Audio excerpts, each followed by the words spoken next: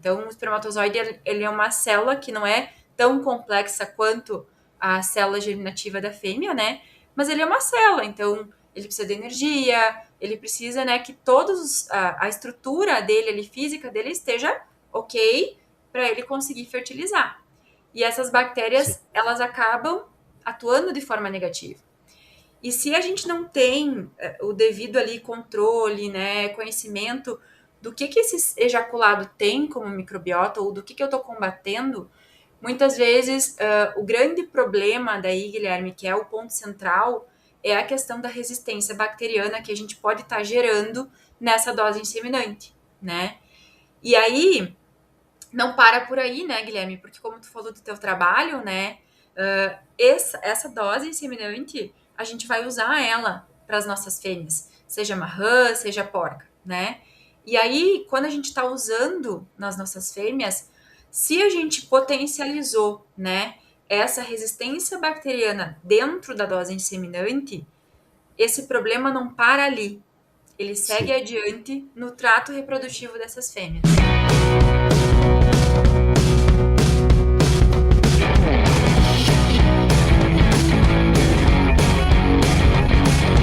Analisando os dados do canal, percebemos que cerca de 93% de vocês que assistem nossos episódios com frequência ainda não estão inscritos.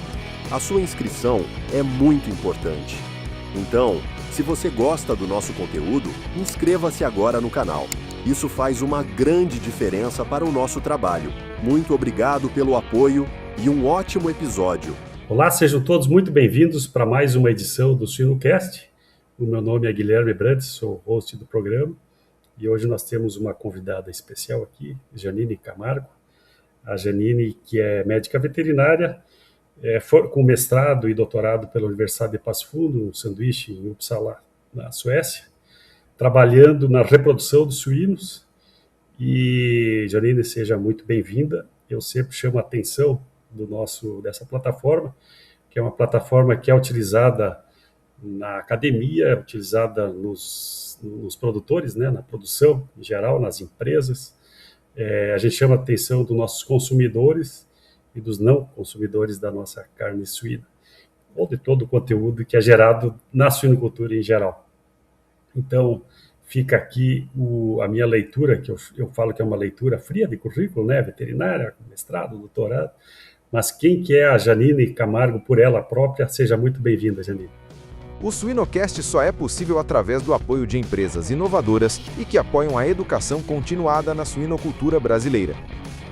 PPGVET, o maior programa de especializações em medicina veterinária do Brasil. Seva, sempre com você, além da saúde animal. DSM Firmenich, moldando o futuro dos cuidados com suínos. Circumvent CML, maior conforto e conveniência para sua granja. Altec, soluções nutricionais eficientes e sustentáveis para fortalecer a suinocultura. PecSmart, transformação digital para o campo. Novos, líder em soluções de nutrição inteligente para o crescimento dos negócios na produção de proteína animal. Novonesis, transformando o mundo através da biologia. Zoetis, líder global em saúde animal. Tudo bem, Guilherme? Boa tarde. Então, primeiramente gostaria de agradecer o convite, né, para a gente vir ter essa troca de ideias aqui, né, que eu acho que esse é um momento bastante importante. Sou ouvinte, né, do Cinecast, então é um prazer estar aqui conversando com vocês hoje. Venho acompanhando, né, o quanto vocês trazem conteúdo de qualidade aqui, né, e para cada vez mais trazer informação para o mundo da nossa suinocultura, né, que é tão importante, né, e é uma cadeia que move o nosso país também. Então, eu acho que é importante a gente sempre estar unido aí, quem trabalha dentro da suinocultura, para trazer informação, né, porque hoje eu trabalho principalmente dentro da academia, né, Guilherme? Mas tudo que a gente trabalha só tem sentido se a gente conseguir auxiliar quem está produzindo, né? Que são os produtores, né? Que são o pessoal que está na linha de frente aqui da produção dos nossos suínos. Então, eu sou a Janine de Camargo, eu sou médica veterinária por formação. Dentro da suinocultura, eu costumo dizer que eu fugi um pouco da suinocultura no início da minha formação, Guilherme, né? Eu tive, desde o início, assim, tive os meus mentores dentro da graduação que trabalhavam com suínos, então trabalhei, e sempre gostei muito da parte da reprodução e acabei me encaminhando, né, profissionalmente, principalmente com a parte de biotecnologia da reprodução, né? Então, diante disso, fui fazer o meu mestrado com a parte de produção in vitro de embriões, né? E aí, no meu doutorado, eu tive a oportunidade, né? Eu fiz na Universidade Federal do Pampa o meu mestrado, e durante o doutorado eu retornei para minha cidade, que é aqui Passo Fundo, né? Que é uma região aqui que é uma região bastante forte dentro da suinocultura, né? E encabecei, então, um projeto dentro da área da suinocultura. E aí, né, existe uma forma da gente se apaixonar pela suinocultura muito fácil, né, Guilherme? Que é quando tu realmente entra dentro dela, né? E aí, o meu projeto de doutorado, ele envolvia exatamente isso, né? Então, o teste de um produto, né, voltado à reprodução de suínos, e para isso eu tinha um teste de campo que eu tinha que estar dentro, né, da realidade, né, para a gente ver como que o que a gente estava testando realmente se comportava a realidade de quem produz as doses de sêmen. E aí eu tive um tempo em que eu fiquei, né, aproximadamente 60 dias dentro de uma central, convivendo, né, fazendo toda essa questão de treinamento, de time, porque, né, a gente, quando a gente desenvolve um experimento a campo, a gente precisa criar um time, né, que trabalhe junto com a gente. E foi aí, Guilherme, que eu, né, realmente me apaixonei e vi todo esse potencial da suinocultura, né, não só na produção de suínos, mas na formação e na continuidade, né, da formação das pessoas que estão trabalhando dentro da suinocultura, né? Então, esse foi um ponto, assim, que eu me apaixonei.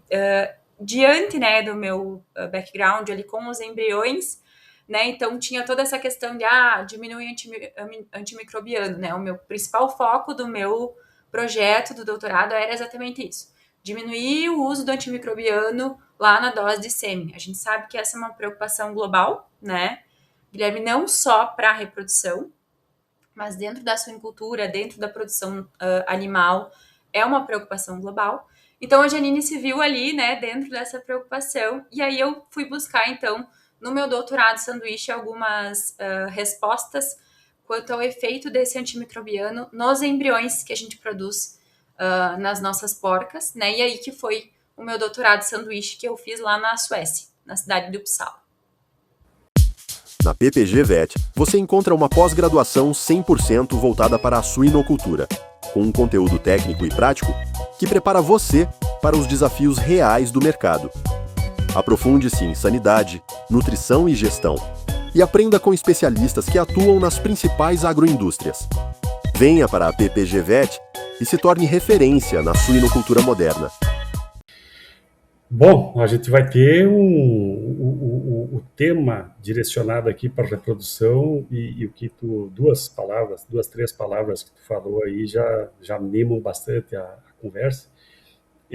Quando tu fala na questão da microbiota, ou de toda a parte da uterina, né, ou todo o trato geniturinário da fêmea, quando caiu esse tema para mim aqui, Janine, eu fui buscar algumas informações e eu peguei a minha tese, meu trabalho de mestrado, que fazem 30 anos, foi em 96, em que eu aplicava soluções pré-infusões, infusões pré-infusões, em leitões, né, nem primíparas, não eram primeiro cio, para ver o efeito ou eventual trabalho na eficiência reprodutiva e também na questão financeira, né? Quanto que isso aí dá.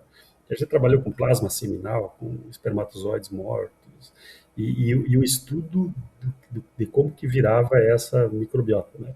Então, reviver isso para mim aqui é uma coisa legal. E também quando tu fala do valor da academia, né? A gente está falando da reprodução, que é um dos temas quentes da nossa produção, vamos dizer.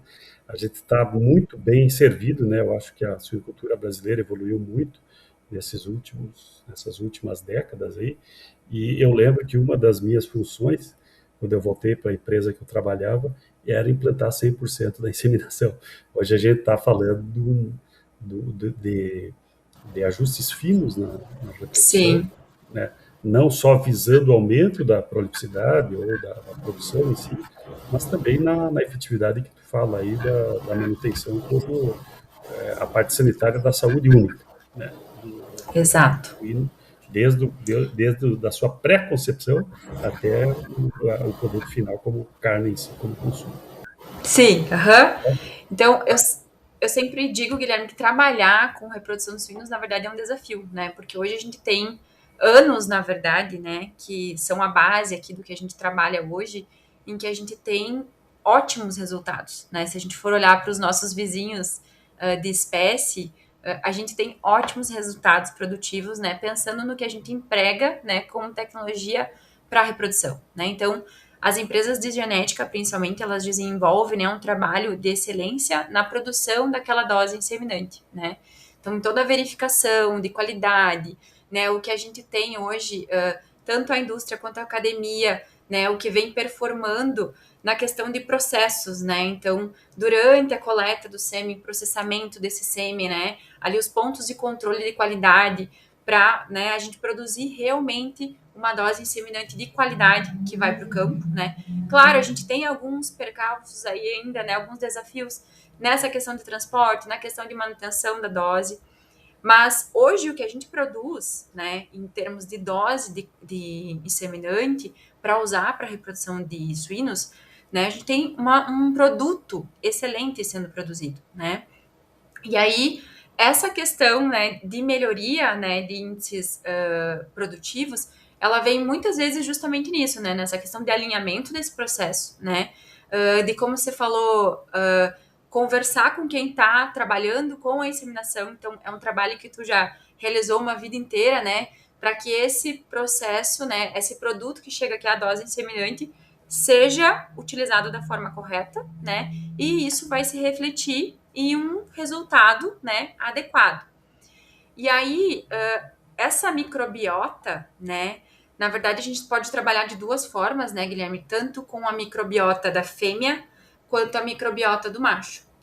E aí, por muito tempo, a gente trabalhou dentro de uma bolha, digamos assim, né, em que a gente tinha na nossa cabeça, né, que o sêmen era um material, né, que a gente coletava ali, um material biológico estéril, né, e que quem estava colocando as bactérias dentro desse ejaculado era apenas, né, o processo de manipulação desse sêmen. E hoje a gente vê que não é assim, né, então o macho, ele tem uma microbiota própria, né, e é claro que o ambiente em que ele fica, né, se é numa baia, né, se é em sistema de gaiola, né, isso vai acabar interferindo nessa microbiota também, né, porque esse animal ele vai estar mais propensos ali a uma microbiota diferente ali, principalmente na região prepucial, tá, dele. Então, ele tem uma microbiota individual própria, né, e essa microbiota, ela vai afetar o ejaculado desse macho, que esse macho vai produzir, né, então, isso também é muito dinâmico, né?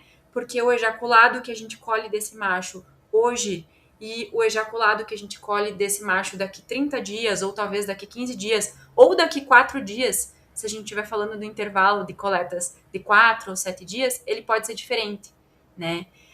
E aí, essa diferença dessa microbiota, né? E como hoje a gente vem trabalhando o uso do antimicrobiano, né? Na dose de sêmen, muitas vezes a forma como que a gente vem trabalhando nesse sentido que pode ser um desafio, Guilherme, tá? Sim. Porque talvez a gente esteja expondo essas bactérias a doses reduzidas desses antimicrobianos, né? E isso vai afetar o nosso produto, que é a nossa dose inseminante.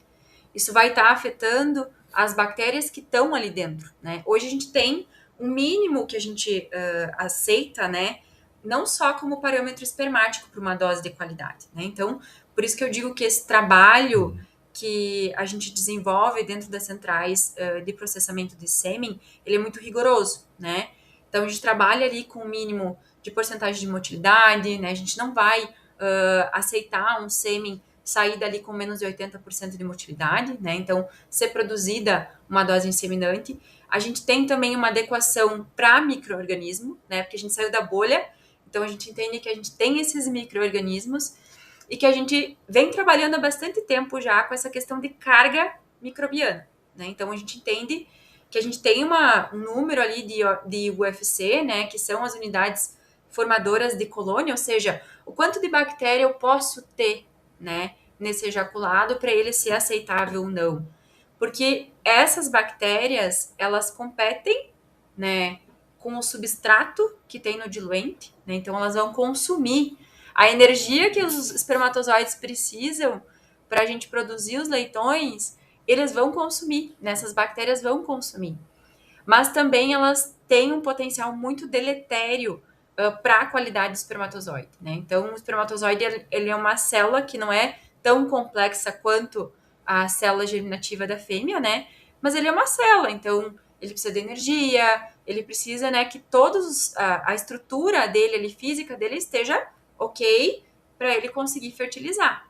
E essas bactérias, elas acabam atuando de forma negativa. E se a gente não tem o devido ali controle, né, conhecimento do que esse ejaculado tem como microbiota ou do que eu estou combatendo, muitas vezes o grande problema daí, Guilherme, que é o ponto central, é a questão da resistência bacteriana que a gente pode estar gerando nessa dose inseminante, né? E aí, não para por aí, né, Guilherme? Porque como tu falou do teu trabalho, né, essa dose inseminante, a gente vai usar ela para as nossas fêmeas, seja marrã, seja porca, né? E aí, quando a gente está usando nas nossas fêmeas, se a gente potencializou, né, essa resistência bacteriana dentro da dose inseminante, esse problema não para ali. Ele segue adiante no trato reprodutivo dessas fêmeas. Sim. Deixa eu só fazer só para a gente fazer uma quebra de dentro da central e fora da central. Para quem nos escuta, Janine, que tu comentou, primeiro assim, ó, de quantas centrais a gente está falando no Brasil hoje? Tu tem uma ideia de qual que vai ser o nosso público aqui de centrais de sêmen? Se eu não me engano, Guilherme, o número de centrais, a gente acha que tem em torno de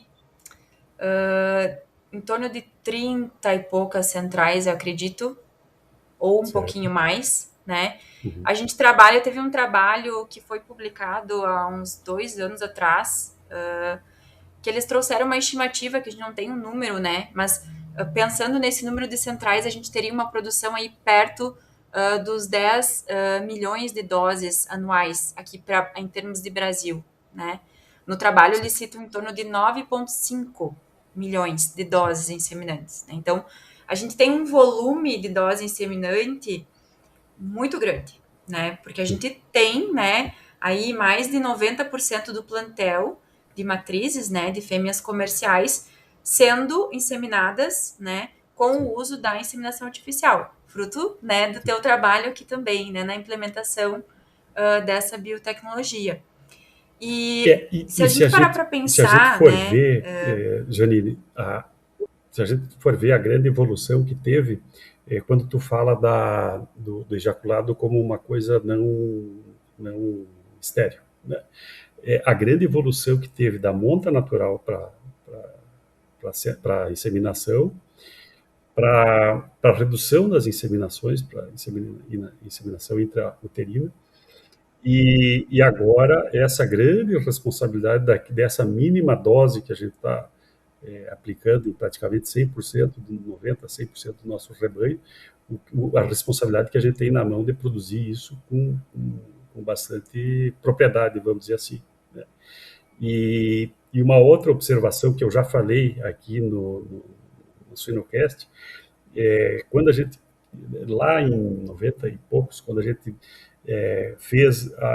instalou a primeira grande central, na época da Perdigão, o Eduardo Volman, que deve nos escutar aqui, ele era meu estagiário, e eu pedi para ele assumiu a central de sêmen naquela época. E aí eu falei, Eduardo, o responsável por uma central de sêmen só vai ficar famoso por um erro, né? Porque ninguém liga para uma central para dizer que o sêmen está bom, que os nascimentos estão bem, né? Então isso ficou marcado, ele se assustou, né? Mas isso ficou marcado e hoje eu acho que a gente está falando um outro passo, né? Que bom que a gente superou tudo isso, que a gente pôde dar esses bons passos aí, mas qual que é o nosso desafio agora para a gente não fazer erros com essa dose ou com essa técnica que ela já está muito bem consolidada, né, no Brasil e no mundo todo. No meu ponto de vista, Guilherme, eu acho que o que hoje as centrais investem, principalmente em conhecimento técnico, né? E isso tem um apoio da indústria bastante forte também. Hoje as empresas que trabalham dentro das centrais, seja, né, quando a gente pensa, né, no complexo que é uma central, então desde o diluente, desde o blister, né, desde o material ali que a gente usa para avaliar essa dose inseminante, né. Então, o que a gente tem hoje de tecnologia dentro da central, a gente tem uma facilidade muito grande para produzir uma dose inseminante em questão de tecnologia empregada para a produção dessa dose. Então, um ponto assim bastante crítico, né, e aqui fundamental, que eu vejo que as centrais têm investido bastante, é nessa questão da formação continuada de quem está trabalhando dentro da central, né, e da compreensão, né, do potencial, né, do que é essa genética líquida que é produzida dentro da central tem para a produção, né? Então, o manejo que tu tem com o macho, né? O quanto que isso pode representar no volume, na concentração, na qualidade de sêmen, na contaminação bacteriana, né? Então, quem hoje está como, né, na parte de gestão de uma central, como você falou, tem aí, né, uma importância muito grande dentro da produção, né? Porque ele não vai só fazer a gestão ali, o gerenciamento, se as máquinas estão funcionando bem, né? Se o material está ok, se a logística para a entrega de doses inseminantes está andando de forma correta, se o meu número de machos que eu tenho à disposição para coleta, ele atende, né, o número de doses semanais que eu preciso, né, tá entregando, mas também para a formação de quem está trabalhando, coletando o sêmen, né? De quem está trabalhando no processamento de sêmen, de quem está trabalhando no transporte desse sêmen até o galpão em que vai ser utilizada a inseminação. Então, o grande desafio, eu acredito que hoje para as centrais, é na formação de pessoas capacitadas, né, para essa questão do gerenciamento e também da gestão das pessoas que estão na linha de frente, né, e que estão ali, né, fazendo com que o dia a dia dessa central aconteça, né, porque esse produto, né, a gente chama hoje que a dose inseminante, ela é um produto, né, ele precisa ter a máxima qualidade. Esse produto, ele tem uma validade de prateleira, né, então ele precisa atender. Se eu entrego uma dose, né, e ela tem ali 72 horas, 3 dias de prazo de vencimento, aos 72 dias ela precisa ter a qualidade que ela foi atribuída a ela no momento da produção dessa dose, né? Então, eu acho que essa formação das pessoas que estão trabalhando dentro das centrais, eu acho que é o maior desafio para dar essa continuidade e a gente poder continuar trazendo esses resultados que a gente tem dentro da produção, com o número de leitões nascidos, né? Então, do que a gente está produzindo. Deixa eu te perguntar em relação à qualidade. Vamos falar em duas qualidades da dose de sêmen, né? O que legalmente, pela Sociedade Brasileira de Reprodução, é considerado uma dose de sêmen, o que tem que ter por lei, né, por obrigação. Aí tu falou de um produto com prazo de validade e tu falou dos índices lá de cada empresa, mas vamos separar assim, como produto a ser vendido, o que é legal, né, e o que seria sugerido, ou quais são os diferenciais de uma dose de sêmen, e aí entrando nessa parte aí também da conservação. Tá. Hoje, né, o que a gente tem aqui como norma, né, para a produção dessa dose inseminante, esse ejaculado ele não pode ser aprovado se a gente tiver menos que 80% de motilidade, né? Então, hoje o principal parâmetro é a motilidade total, né? Mas algumas empresas já vêm trabalhando até mesmo com motilidade progressiva, né? Então, como a gente tem o sistema casa, né, sendo utilizado amplamente, a gente tem essa possibilidade de avaliar também motilidade progressiva, né? Então, no mínimo 80% de motilidade, a questão de concentração de micro-organismos, né? A gente não pode ter ali mais do que 1.000 UFCs, né? 1.000 unidades formadoras de colônia por ml, né? Então, a gente tem essa porcentagem ali, essa quantidade de bactérias que é aceitável, né, dentro dessa dose. E um outro parâmetro que é bastante avaliado, né, é a questão das patologias espermáticas.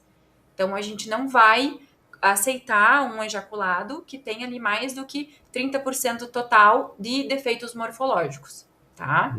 Então, isso, claro, né, levando em consideração, se a gente tiver um macho que ele tiver sendo utilizado num intervalo entre coletas ali de 4, né, dias, ele tiver uma alta porcentagem de gota citoplasmática, que é um defeito do espermatozoide em que ela não está conseguindo terminar o processo de maturação dela, né? Então, isso pode interferir na aceitação, né, se essa gota citoplasmática for proximal, né, estiver próxima à cabeça, na aceitação. Então, hoje, tem que ter no mínimo 80% de motilidade, né, tem que ter esses 30% de defeitos morfológicos seria o máximo, né, então, porque quanto maior, menos célula viável eu tenho, né, nessa minha dose inseminante. E a questão dos micro-organismos também, ali em torno de 1.000 UFCs por ml. É o que hoje a gente procura ter nessa dose. Então, hoje como rotina, Guilherme, as centrais trabalham bastante também com essa questão de monitoramento microbiológico, tá? Das bancadas, dos backups, então as doses que vão para o campo, a gente sempre tem uma dose backup para fazer esse controle microbiológico também.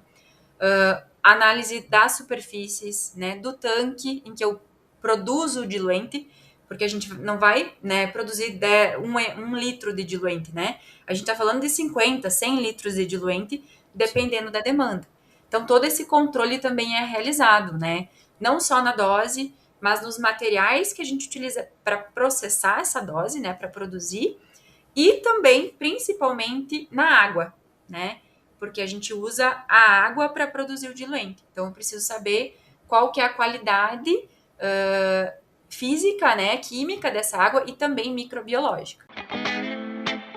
A Ceva é um dos principais players no mercado de saúde animal, atuando com inovação e responsabilidade, buscando soluções de saúde inovadoras para todos os animais, contribuindo para o futuro de nosso diverso planeta, moldando cada solução de acordo com as necessidades e desafios do mercado consumidor e compartilhando conhecimentos de alta qualidade. Para não perder nenhuma novidade, siga a Ceva Saúde Animal no Instagram, @Ceva Suínos Brasil. Certo. E aí um ponto que evoluiu bastante é o ponto da conservação, né? Tanto do transporte quanto da conservação dentro de granjas. E que tu também falou da formação do pessoal, também da formação de dose de retorno, o cálculo de doses necessárias, toda essa parte. Mas entrando nessa questão da questão de antibióticos ou não antibióticos, né? Dentro do teu trabalho, quais são os grandes gargalos ou quais que são os grandes desafios para a gente tomar uma decisão, ou qual que é o nosso futuro próximo em relação ao tema? A questão de antimicrobiano, Guilherme, ela vem sendo trabalhada, né, mundialmente, então, né, não é só o meu trabalho que vem aí trabalhando com isso, né, e ela vem sendo trabalhada de diversas formas, tá? Então, hoje, o uso ou não do antimicrobiano, ele é um grande paradoxo, né, se a gente vai continuar usando, ou como que a gente vai utilizar, né, porque hoje o grande ponto é a utilização racional desses antimicrobianos, né? Mas para a utilização racional, a gente precisa saber em cada ejaculado o que tem de micro-organismos, né? Então, isso demanda um trabalho dentro da central que na rotina prática, isso é muito difícil de ser implementado, né? Então, hoje a gente tem diversas formas de se trabalhar com isso, né? Desde o uso de moléculas, né, dentro ali do blister, que faz o acondicionamento dessa dose, né?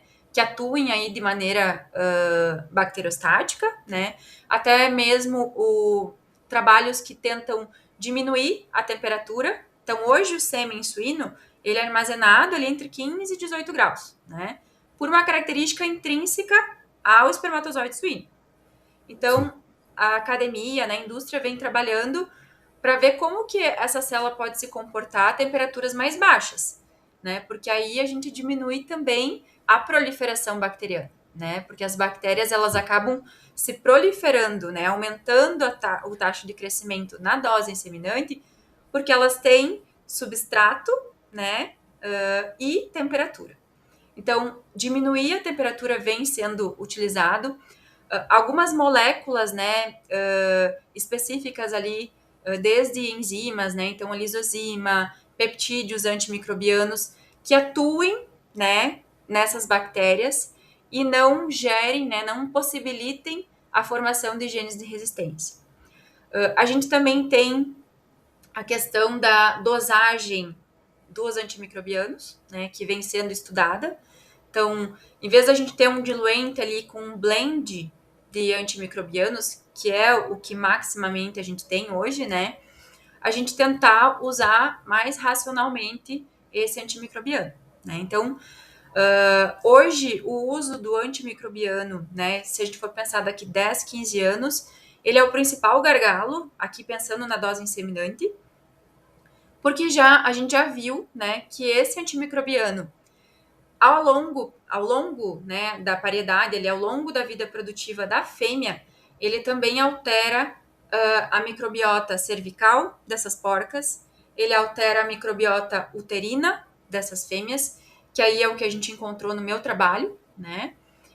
Então, a gente vai ter que encontrar uma forma, Guilherme, de trabalhar mais racionalmente, né, com esse uso do antimicrobiano, né? Até porque o nosso mercado externo, ele vai acabar nos exigindo, porque essas exigências, elas vêm principalmente de fora, né? Então, hoje é uma preocupação mundial, é claro, né? Mas ela vem sendo trabalhada, né?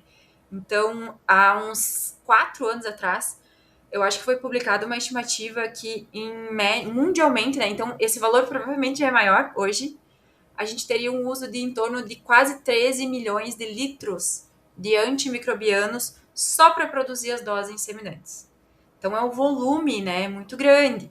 E é claro, pensando na questão de sustentabilidade na suinocultura, né, não é só questão da microbiota da fêmea, né, mas muitas vezes essa fêmea tem refluxo, né, logo após a inseminação, e esse refluxo ele vai estar no ambiente, né, a questão de quem está inseminando essas fêmeas também em contato, né, ali com esse antimicrobiano, claro, não de forma direta, né, mas a gente não sabe, né, essa questão é que vários pontos de interrogação vêm à nossa cabeça, né, Guilherme, pensando que a gente quer trabalhar com uma suinocultura responsável, né, com essa responsabilidade aqui, é muito grande, né, então, como tu falou ali, né, pro teu colega, a questão do antimicrobiano nas doses de sêmen também é uma responsabilidade muito grande para quem está trabalhando hoje na produção dessa dose. E isso também, né? Por que eu te digo que é trabalhar com uma forma racional, né? Porque seria muito mais simples a gente falar assim, tira o antimicrobiano. E como que isso vai interferir no número de nascidos, né? No tamanho da leitegada, como que isso vai interferir na nossa produção, né? Então, não é nem 8 nem 80, né? E a gente vai ter que encontrar, e o grande desafio é a gente encontrar aí um equilíbrio para trabalhar de forma mais responsável. Certo. A gente já teve casos, né, no mundo de, vamos dizer assim, insucessos em relação a bisnagas ou não vou dizer aqui, mas aos recipientes de sêmen, ou pipeta, ou catéter, a gente já sabe de grandes perdas em empresas por algum, ou até pelo próprio diluente, né, por insucessos, né? E essa tomada de decisão, qual que é o próximo passo, né, que a gente vai tomar? Ela exige, claro, toda essa parte dos riscos futuros, mas também da análise de risco em relação ao ZOTEP, né, ao que está, ao risco imediato, né? Então, mas acredito que sejam passos para um avanço sistemático. Dentro dessas avaliações e dentro dessas alternativas que tu fala, o que a gente tem de concreto hoje, eu não sei, de países ou de universidades que estão se destacando em relação ao tema, Janine? Hoje, que eu tenho conhecimento assim em aplicação prática, né? O blister, né, com molécula bacteriostática, mas ele ainda não está utilizado sem o uso de antimicrobiano, né? Então, ele está sendo associado ao uso do antimicrobiano, né? Porque a bactéria, ela tem diversas formas, né, Guilherme, de produzir essa resistência antimicrobiana, né? Então, esse blister, ele atua, na verdade, aumentando a permeabilidade da membrana da bactéria para que o antibiótico consiga agir, né? Mas ele ainda não é usado isoladamente, né, a nível comercial, certo? Para baixas temperaturas, a gente tem alguns trabalhos, né, que mostram diferentes locais, diferentes granjas, né, em que foi implementado o uso do sêmen a 5 graus, né, então, com alguns resultados promissores também, né, então, e o uso da dosagem, né, desse antibiótico no momento em que se vai produzir essa dose inseminante, né, também vem sendo bastante trabalhado, né, bastante testado para ver, né, qual que é a viabilidade disso também dentro da área comercial, né, dentro aqui do dia a dia, né, daquela central que tem 100 machos em coletas, né, daquela central que tem um número de doses inseminantes muito grande para ser produzido, né, porque esse é o maior desafio, né, Guilherme? Quando a gente trabalha com a parte experimental, né, muitas vezes a gente consegue ter resultados, né, satisfatórios ali com um número pequeno, né, de animais. Mas quando a gente abrange isso, né, para uma central grande que tem fluxo muito contínuo ali de produção dessas doses, a gente tem que entender, né, como que o que a gente está querendo aplicar como tecnologia, né, consegue se inserir ali. Então, acho que esse é um ponto muito importante, né, para quem está dentro da indústria produzindo, né, essas novas tecnologias, conseguir estar dentro, né, ter grandes parceiros aí para ver como é que isso se aplica à realidade, né? Porque isso aconteceu também, isso vem acontecendo, né, Guilherme? Quando a gente pensa na pós-cervical em Marran, né? Hoje o grande desafio, alguns anos atrás, era o tamanho da pipeta, né? Hoje eu enxergo que o maior desafio, porque a indústria já trabalhou o tamanho, né, desse catéter, o tamanho dessa pipeta para melhorar, para se adequar a Marran, é a questão da orientação técnica de quem vai realizar essa inseminação. Então, da mesma forma, né, volto à orientação, à capacitação técnica de quem vai estar utilizando essas novas tecnologias, pensando na substituição, né, ou em como que a gente vai abordar o uso do antimicrobiano na dose inseminante. Então, não é uma resposta imediata, né? Não é de um dia para o outro que a gente vai construir isso. E talvez, né, Guilherme, não seja nem só de um jeito ou só do outro, né? Talvez a gente possa aliar as tecnologias para a gente não afetar o que a gente tem de resultados e que são ótimos resultados que a gente tem para a produção dos nossos leitões, né? Então, isso que é importante também a gente ter em mente, né? Sim, e cada vez mais isso que tu comentasse aí, da importância e a responsabilidade de toda a cadeia, né? Pelo efeito multiplicador, que é literalmente efeito multiplicador, que é a dose de sêmen, né? De um macho ou de um cachaço, o quanto que ele impacta, né? A gente viu aqui o número cada vez menor de centrais e o número cada vez de machos que estão sendo responsáveis pela suinocultura mundial, né? Esse efeito multiplicador. E eu concordo contigo que essa associação ou essas pequenas, ou não estou desmerecendo, mas esses pequenos passos em relação à temperatura, em relação a opções que podem ser alternativas para a nossa diminuição efetiva mesmo, né? Muito legal essa abordagem e traz de novo essa responsabilidade para cada um de nós que está na cadeia, né? E a gente sempre fala desde quem está vendo os sinais de cio, né, que é o próprio metaestro é um desafio, né, para a contaminação da fêmea. Então, para quem está lá dentro da granja, para quem está dentro da central, para quem está no transporte, na conservação, a cadeia toda nós que fazemos e temos essa responsabilidade. Janine, te agradeço aí, porque eu acho que a gente deu uma passada geral e uma passada boa e tu nos trouxe uma visão futura, né, para onde que a gente pode estar indo, né, e também nos deixou bastante questionamentos aqui em relação, independentes em que ponto que a gente esteja dentro da nossa central ou da nossa operação, a gente fazer essa reflexão que tu fala, né, como que está a minha análise de bancada, como que está a minha análise da própria coleta em si, em centrais maiores ou menores, volume de água, como que está sendo produzido isso. São grandes recados aí para a gente rever a nossa produção.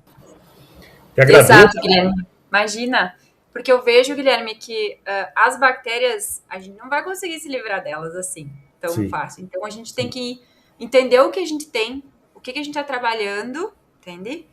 Para que aí, sim, eu possa entender e até mesmo aí no futuro, né, de repente conseguir colocá-las a trabalhar a nosso favor, né, pensando em termos de fertilidade.